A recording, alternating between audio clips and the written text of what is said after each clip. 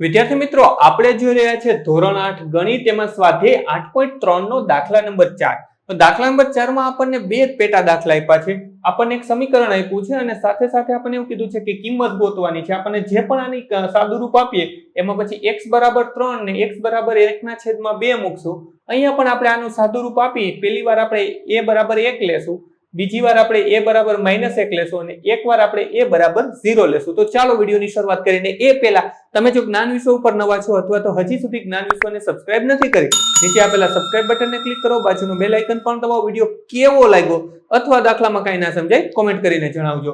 તો સૌપ્રથમ તો આપણે આનું સાદું રૂપ આપીએ તો આપણે લખીએ તેથી 3x કૌંસમાં 4x - 5 વત્તા 3.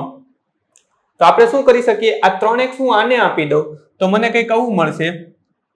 આ 3 આને આપી દઉં તો 3 ચોક ને 12 અને x ગુણ્યા x એટલે કે x નો વર્ગ.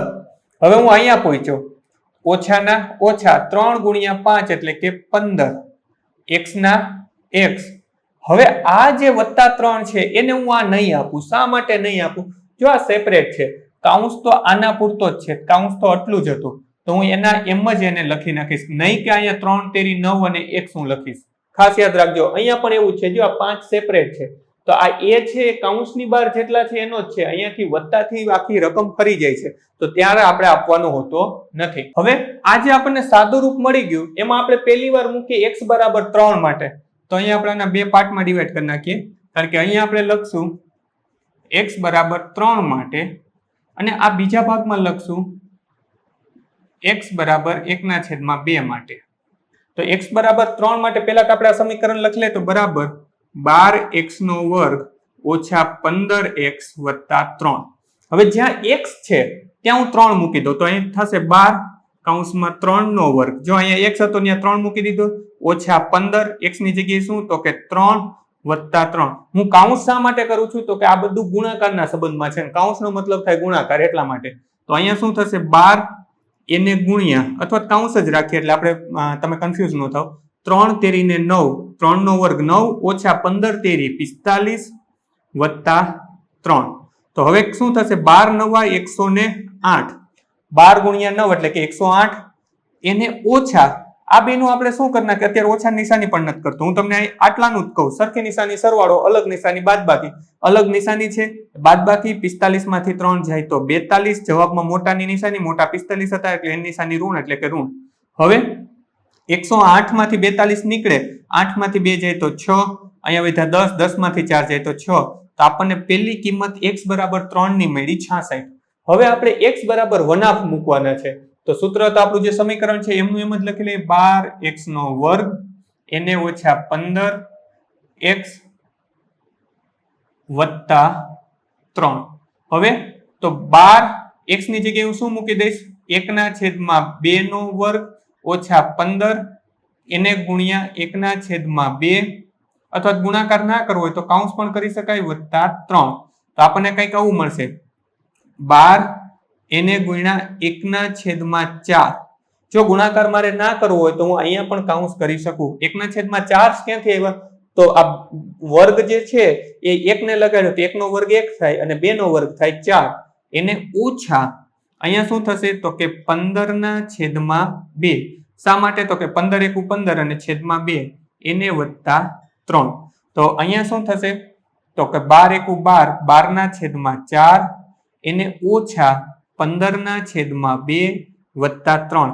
છેદ ઉડતા હોય તો ઉડાડી દઈએ, અહીંયા છેદ ઉડે છે, શું ઉડશે તો કે 4 તેરી 12, 4 અને 4 કેન્સલ થશે તો આપણને એવું મળશે 3 ઓછા 15/2 એને વત્તા 3. તો હવે આ બંનેને આપણે ભેગા કરી દઈએ તો આપણને કંઈક એવું મળશે, ઓછા 15/2 વત્તા 3 ને 3 શું થશે તો કે 6. હવે આપણે સાદું રૂપ અહીંયા આપણે લસા લેવો પડશે. લસા શા માટે તો કે અહીંયા છેદમાં 2 છે, નાના છેદમાં કંઈ નથી, તો આપણને કંઈક આવું મળશે, ઓછા 15/2 એને વત્તા 6 ગુણ્યા છેદમાં 2, અહીંયા પણ 2. જો આના છેદ સરખા કરવા માટે આની પાસે 2 હતા તો મેં છેદને 2 આપ્યો, તો અંશને પણ 2 આપવો પડે. તો મને કંઈક આવું મળ્યું, -15 વત્તા 6 દુ ને 12 છેદમાં 2. તો શું થશે? 15 માંથી 12 જાય, બંનેની નિશાની અલગ અલગ એટલે બાદબાકી. 15 માંથી 12 જાય તો 3. જવાબમાં મોટાની નિશાની, મોટા છે ઋણ એટલે કે -3 છેદમાં 2. તો આપણને x ની કિંમત મળી -3/2. ત્યાર પછી આપણે આનું સાદુરૂપ આપીએ તો કંઈક આપણને આવું મળશે, a કૌંસમાં a નો વર્ગ વત્તા a વત્તા 5 એને વત્તા 5 સોરી અહીંયા 1. તો આ જે a છે એ આટલા કૌંસ પૂરતો છે, વત્તા માટે નથી. તો આપણે અહીં લખી નાખીએ a અને a નો વર્ગ તો a ની 3 ઘાત.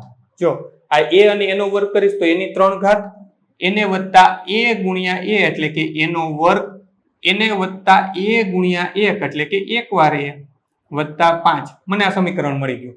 હવે આપણે ત્રણેયની કિંમત મૂકવાની છે. તો અહીંયા આપણે પેલો આપણી કિંમત શું છે? a બરાબર 0 માટે. પછી બીજું શું છે આપણી પાસે? તો કે a બરાબર 1 માટે. અને ત્રીજું શું છે આપણી પાસે? તો કે a બરાબર -1 માટે. a બરાબર -1 માટે. ત્રણેય માટે આપણે જોઈ લઈએ. તો પહેલા તો a બરાબર 0 હું આ સમીકરણમાં મૂકું તો અહીં લખીશ a ને ઉપર 3 ઘાત વત્તા a ની ઉપર 2 ઘાત વત્તા a વત્તા 5. તો એની જગ્યાએ શું મૂકી દઈશ? તો કે 0 એટલે કે 0 ની 3 ઘાત, 0 ની 2 ઘાત, 0 ની 1 ઘાત વત્તા 5. જો હવે આમાં એક તમને સમજાવું, કોઈની 0 ઘાત હોય ને તોય અલગ હોય અને 0 ઉપર ઘાત હોય તોય અલગ હોય. 0 ઉપર ઘાત એટલે કે 0 ગુણ્યા 0 ગુણ્યા 0, અને કોઈની 0 ઘાત હોય આપણે ઘાતવાળા ચેપ્ટરમાં પાછા ભણશું, ઘાત અને ઘાતાંકમાં. પણ અત્યારે આપણે એવું સમજીએ કે આ 0 છે તો અહીંયા શું થશે? ત્રણેયના 0 વત્તા 5 તો આપણને મળશે 5. a બરાબર 0 માટે આપણને કિંમત મળી 5. હવે a બરાબર 1 માટે વિચારીએ તો અહીંયા થશે a નો ઘન વત્તા a નો વર્ગ વત્તા a વત્તા 5. તો જ્યાં a છે ત્યાં શું મૂકી દઉં? 1. તો 1 નો ઘન, અહીંયા પણ 1 નો વર્ગ વત્તા 1 વત્તા 5. કોઈ પણ સંખ્યાનો 1 છે એ ગમે એટલી વાર ગુણો તો જવાબ તો 1 જ આવવાનો છે. તો 1 નો ઘન શું થશે? તો કે 1, 1 નો વર્ગ એ 1, 1 ના 1 વત્તા 5, 1 ને 1 2 ને 1 3 ને 5 8. તો જો હું a બરાબર 1 લઉં તો જવાબ મને 8 મળે. હવે a બરાબર -1 લઉં તો તમારામાંથી કોઈ વિચારશે કે આ a બરાબર 1 લીધો તો 8 હોય, તો a બરાબર -1 લઉં તો મને જવાબ -8 મળવો જોઈએ. પણ નહીં, -8 મળશે નહીં. શું કામે? તો કે અહીંયા 3 ઘાત છે ને ત્યાં નિશાનીઓ ચેન્જ થશે. જો હવે લખું a ની ઉપર 3 ઘાત વત્તા a નો વર્ગ વત્તા a વત્તા 5. તો a ની જગ્યાએ હું શું લખી લઉં? -1 ની 3 ઘાત વત્તા -1 નો વર્ગ વત્તા -1 વત્તા 5. હવે અહીંયા સાચો નિશાનીનો ખેલ છે. અહીંયા -1 ની 3 ઘાત એટલે કે આવું છે, -1 ગુણ્યા -1 ગુણ્યા -1. જવાબ તો આપણને ખબર જ છે, 1 એટલે જવાબ તો 1 જ છે. પણ નિશાની કઈ આવે? નિશાની માટે આપણે આવું વિચારીએ, 2 નો કટકો કરી નાખો. 1 ગુણ્યા 1 ઓછા ગુણ્યા ઓછા એટલે કે વત્તા 1 થઈ ગયું. એને ગુણ્યા -1 ફરીવાર 1 ગુણ્યા 1 એટલે કે 1 વત્તા ગુણ્યા -1 એટલે કે -1.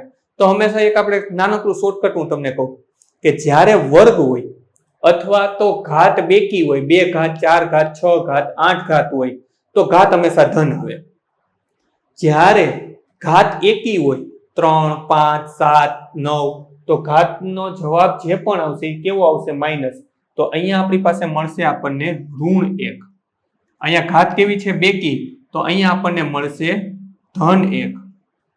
હવે શા માટે બેકી છે? તો જો અહીંયા આપણે એમ વિચાર લ્યો કે આ જ રકમને હું પાછી લખી લઉં, આ જ રકમને પાછી લખી 1 નો વર્ગ એટલે 1 ગુણ્યા 1, 1 1 ઓછા ગુણ્યા ઓછા એટલે કે વત્તા.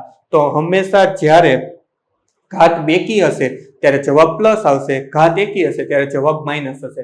એટલે ઋણ ઘાત હોય તો ગણવાનું ન હોય. આ તો 3 ઘાત હતી એટલે આપણે ગણી. 27 ઘાત હોય તો શું ગણવા જશું? તો આપણને 27 છે અને ઋણ ઘાત માટે છે, ધન માટે તો પ્રશ્ન જ નથી. 27 છે તો જવાબ જે પણ આવશે એ માઇનસમાં આવશે, એટલું વિચારી ચાલવાનું. તો હવે અહીંયા થશે વત્તા ગુણ્યા ઓછા એટલે કે -1 અને એને વત્તા 5. આ +1 અને -1 ને આપણે ઉડાડી દીધા. જો અહીંયા ઉઠશે હવે અહીંયા મારી પાસે ઋણ 1 છે, અહીંયા મારી પાસે ધન 5 છે.